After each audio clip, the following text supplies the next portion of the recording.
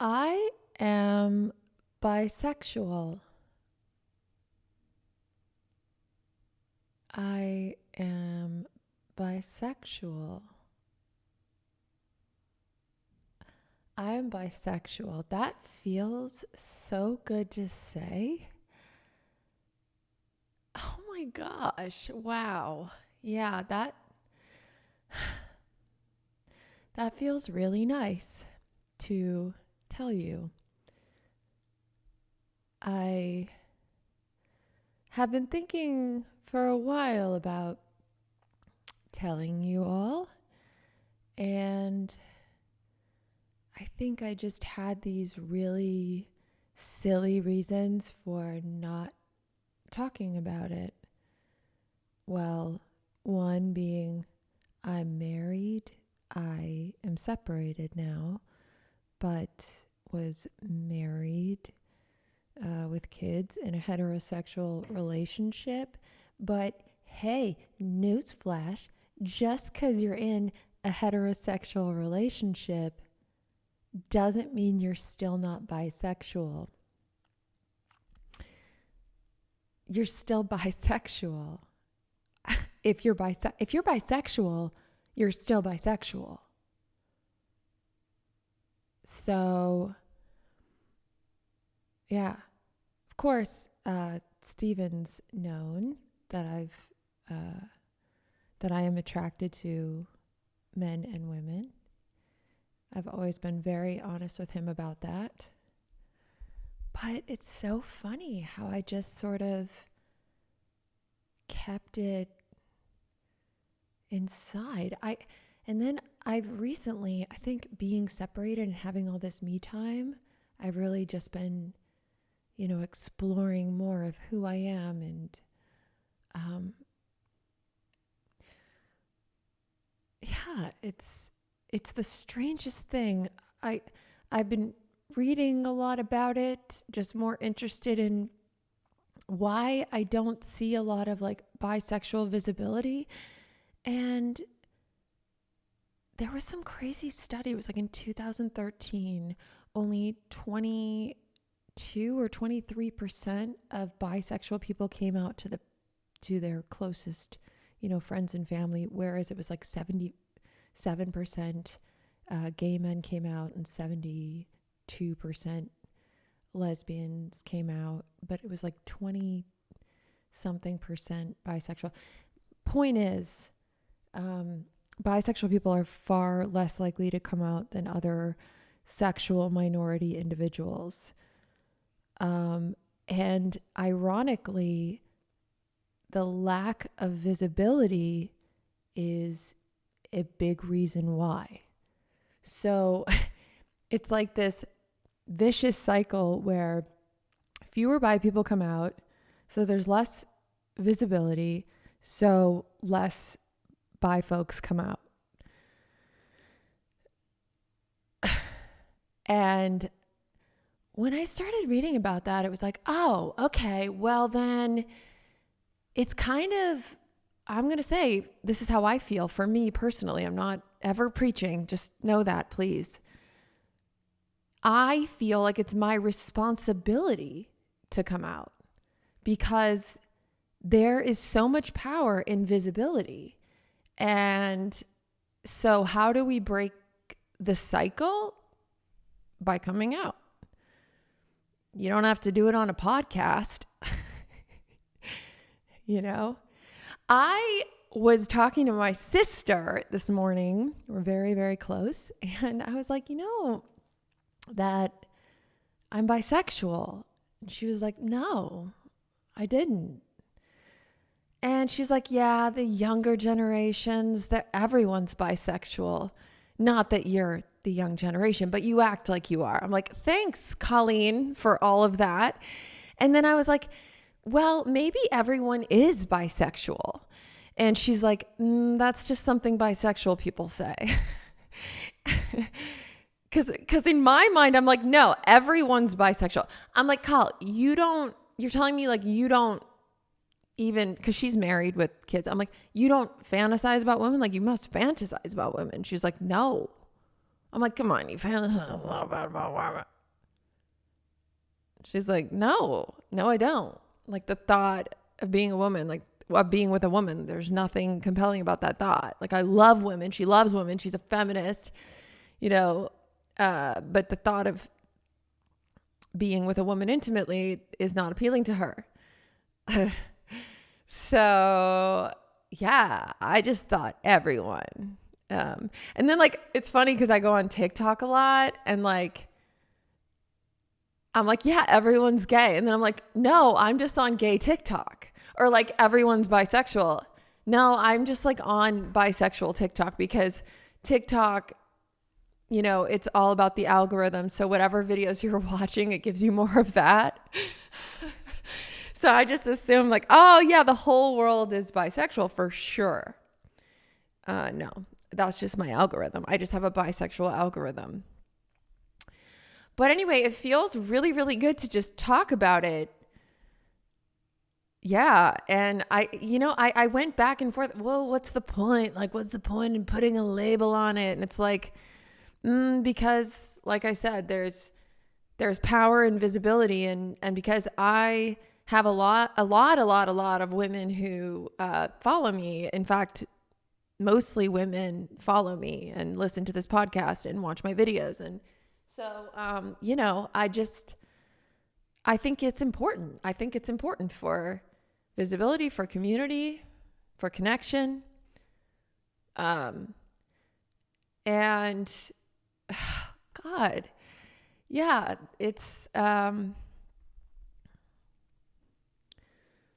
so funny. And then I have the most liberal, hippie-ish parents ever. Like my dad growing up was always like, date a woman, date a man, never get married, be polyamorous, do whatever you want. Like he was so just open-minded, and I'm so grateful for that. You have no idea. And same with my mom. Yet like there was this thought of like, oh my God, what's my mom gonna think? Like my mom's not gonna care. My mom, but I think because I chose to get married to a man and live this heterosexual life, I sort of kind of squashed that part of me a little bit, or just silenced that part of me. But like I said, I was always very open about it with Steven, always. So, but other than that, I never really talked about it. Growing up, I always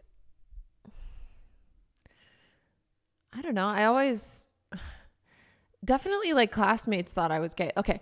So when I was like in maybe 6th grade, 7th grade or something, I had this group of girls. There was 5 girls. It was called the Slam C. Sarah, Laura, Angie, Maggie, Carly, the Slam C. And then Maggie and I were kicked out of the Slam C because they thought we were lesbians. And I guess there were no lesbians allowed in the Slam C. And I don't know. I just remember always kind of being attracted to, both, to guys and girls. And I genuinely felt like everyone was. I think that's so funny that my sister was like, that's just what bisexual people say.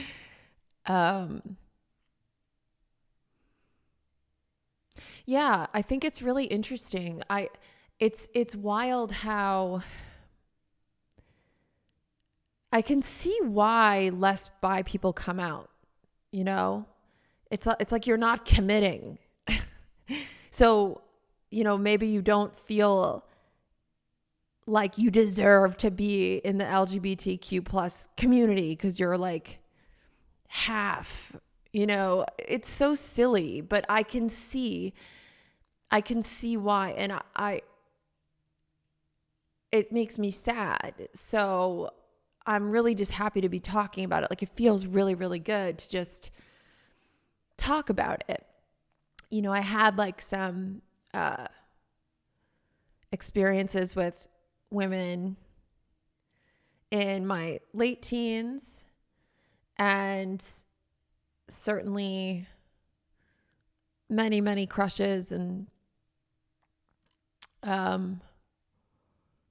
but yeah, I guess, to be honest, there was, I don't want to say shame, but I just sort of never really verbalized it to many people. And I just never really honored that part of me. And the truth is, I've always loved women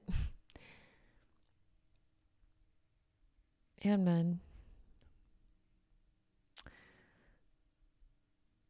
I wonder if any of you have a similar story. If you do, please comment on my YouTube. If you haven't subscribed, I post video podcasts every Thursday, and I love the conversation that's happening in the comments. So make sure to comment there and follow this podcast too. But I would love to hear your stories. That would make me very happy.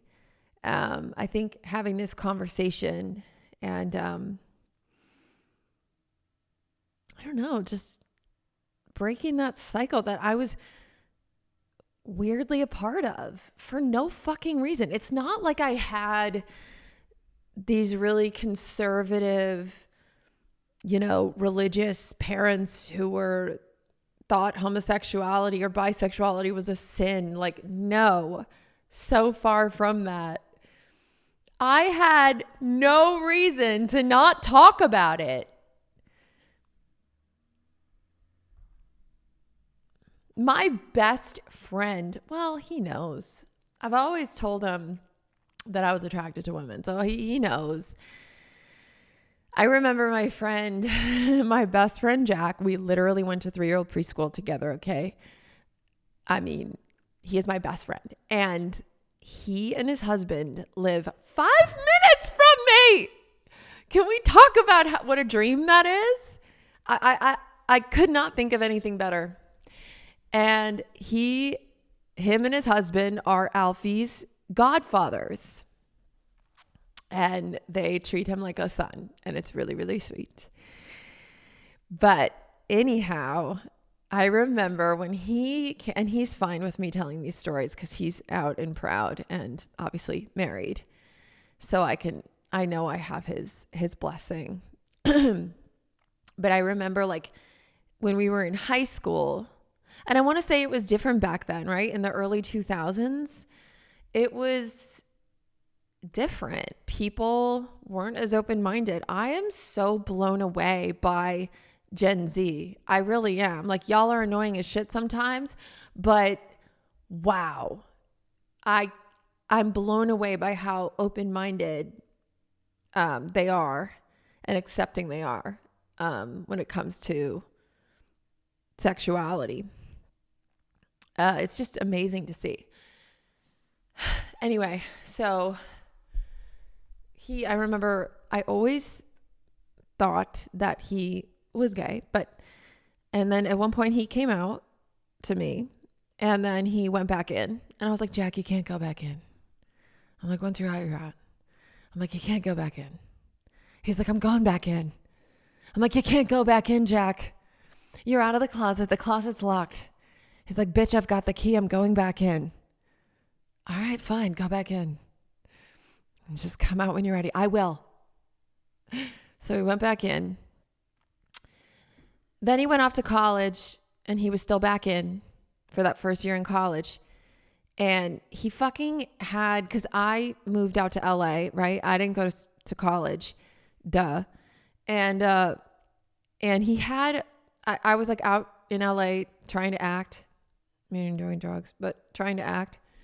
And he had my headshot, which weirdly, like, I decided to wear no bra that day on the headshot day. So like my nipples it was just like nipples. Like my headshot was just like, all you can see is nipples. Like you look at the headshot and it's like, oh, nipples. I don't think nipples is right for this role. Like, why did I do that? Because nothing against nipples, like free the nip, normalize titties. I'm all about it. You know I am. Y'all have all seen my titties, but it's distracting, right? I didn't get any jobs from that. Not the right kind of jobs. Anyway, so he had this nipply headshot framed in his dorm room, and he told everyone at his school that I was his girlfriend because he wasn't ready to come back out. And he was like, just go with it. And I was like, fine. All right. Then he calls me like 4 months later and he's like, just so you know, I broke up with you. I'm like, what? He's like, yeah, we just weren't working out. I'm like, you dumped me? Why did you dump me? He's like, Laura, I'm just busy. Okay. I'm like, all right. So he created this whole fake relationship with me and then had the audacity to fake break up with me. And then I get the call telling me once again that he came out, except this time he came out as bi. He said, Laura, I just want you to know I'm bisexual. And then he said, and just like this, I'll never forget it, I like the pole and the hole. That's how he came out to me. There were so many more delicate ways he could have presented this important, sacred information, but instead, I like the pole and the hole. Okay. And then I had to do the biggest acting job of my life and once again act like I was, really? Oh my gosh. Wait, what? Yeah. Mm-hmm. Yeah. Pole in the hole. Anyway, I feel really, really good. I feel really, really good to tell you. And I want to keep this conversation going. And yeah, it's just, I swear, I don't know why it is that I didn't talk about it before. I talk about everything else. So, yeah, that's really all I got today. I feel like that's enough, you know? I guess if you want to hear about my morning, we can go there. Alfie woke me up at 6 a.m. We had a great time today. He's like definitely team daddy right now. I don't want to not, you know, kids sometimes prefer one parent over the other. It was me and then it's him and then it's me. So it just, I'm not taking it personally at all. He just loves spending time with his daddy. Daddy picks him up and takes him out and adventures. But he woke me up at 6 and we had the best bonding time because I'm, again, really consciously practicing that acceptance. Normally I would be resistant. Oh no, go back to sleep. But instead I'm like, okay, we're doing this. He's up. Let's do this. And I had this moment where I beat myself up because he didn't want to do the magnetiles. I tried to play with magnetiles with him. Then he didn't want to, tried to build a train track with him. He didn't want to do that. Then I tried to color with him on the whiteboard and he didn't want to do that. And I'm like, why can't I just like sit down and do an activity with him? Like, why doesn't he want to? And then I surrendered and I was like, I'm like, am I not making it interesting enough? Like, what's wrong here? And then I surrendered and I was like, all right, I'm just going to take his lead. Just wherever he wants to go, I'm going to go. So he wanted to go outside. So outside we went. Then he wanted to come in here to the guest house. And then he saw my 2 candles and he was like, candles, light candles. And so we literally spent an hour and a half lighting candles, lighting them, working on a lot of speech. He said, light the match, light the candle, blow the candle out. And so we were working on, you know, speech stuff and lighting candles and blowing them out for like an hour and a half. He had so much fun. We were laughing. It was just amazing. And I was super present with him. And it was because I just followed his lead. That's all I did. So anyway, I thought that was really, really, really interesting. I'll say this one other thing. Oh my God. And then he looked at me and he goes, bzzz. And that means he wants to act like bees. He likes for me to act like a big bee and chase him around and go bzzz, and then I like grab him and tickle him. Anyway, so he looks at me and he goes bzzz. So I knew he wanted to play bees and I said, let's act like bees. And he goes, let's act like bees. And then I play with him. always try and prompt him to get him to use his words. So then bzzz, I start running around. He runs down the hallway, and then whoosh, I slip and I fall on my ass, and there was like a puddle of pee. He had peed in the hallway in the morning, and then he's running, and then he slips. So we're both slipped and fell in this pile of pee. And I didn't even get mad. I mean, there was a moment, but it was kind of just funny, and it is what it is. And he's a toddler, and that happens. So you can cry over a pile of pee, or you can just kind of laugh and clean it up and move on with your day. But I'll say this too. In the last podcast, I talked about how I had lost my temper. I raised my voice, and I felt really terrible about it. But I've just been stressed and whatever. And then my friend Maggie, oh my God, my friend Maggie recommended a book. I believe it's called Good Inside. It's is it Dr. Jen maybe? Oh shit. It's called Good Inside. I just downloaded it, so I'm not going to say anything because I haven't listened to enough of it yet. But one thing she says that I absolutely love that made me just start crying right when I heard it was, if your child is having a hard time, right? Like swatting or tantrum or, whatever it is, you say to them, get on their level and say, you're a good kid having a hard time. And every time you have a hard time, I will be there for you. Whew. Come on, dude. You're a good kid having a hard time. And every time you're having a hard time, I will be there for you. Whew, I love that. I just love it so much. Same thing with a parent. When you lose it, raise your voice, whatever, as a parent, you say to yourself, I am a good parent having a hard time. You repair. But anyway, that's just like the tip of the iceberg. There's so much more to unpack there, but I'm very excited about that. Anyway, that is my morning. I'm bisexual. This is amazing. This is wonderful. This is wonderful to talk about this. It feels so nice to say. And I just love all of you. And thank you for listening to me once again. I actually am ready to start looking for some guests to have on. That was always my vision for phase 2 of this podcast, was to have guests. So anyone that you think I should interview, leave in the comments below on my YouTube video. Please let me know. And I love y'all so much, and thank you for coming with me on this journey. And as always, please, for me, think about 5 things you're grateful for right now. Just you're with me right now, right? You're not being chased by a lion. We're okay. We woke up today. That's another thing, is I've been listening to this guy Sadhguru, and he talks about, try this exercise. Ready? Every hour, on the hour for one day, remind yourself that you're still alive.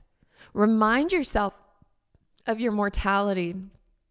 And then you'll see how precious this day is, and you'll stop wasting your time stressing or agonizing about this, that, or the other, because when we are conscious of our mortality, we live life in a much more meaningful way.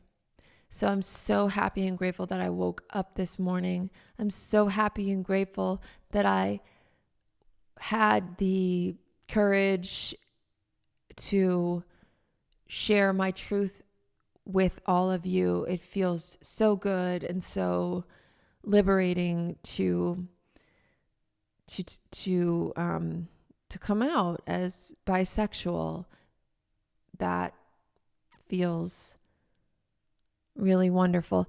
And then I'm so happy and grateful for my children, and for my sobriety, and for that I have eyes. I like to see things, and I'm grateful, happy and grateful for chocolate, and I'm happy and grateful to take walks, and for trees, and for cats. They're nice. So many things that I'm grateful for. What are you happy and grateful for? Please let me know in the comments below. It's really, really hard to be pissed off and grateful at the same time. And I hope you have an amazing day. And remember, you're going to die, okay? You're going to die. Don't forget that. And not to scare you, but it's inevitable. So let's make the most of this day, because we woke up today. And look around you. You have a couple loved ones that woke up today as well. That's a fucking score. That's a fucking good day right there. You got a couple people you love that woke up too, and you woke up. Come on now, we're winning. We're winning. Okay, love you very much. And until next week. Okay, bye.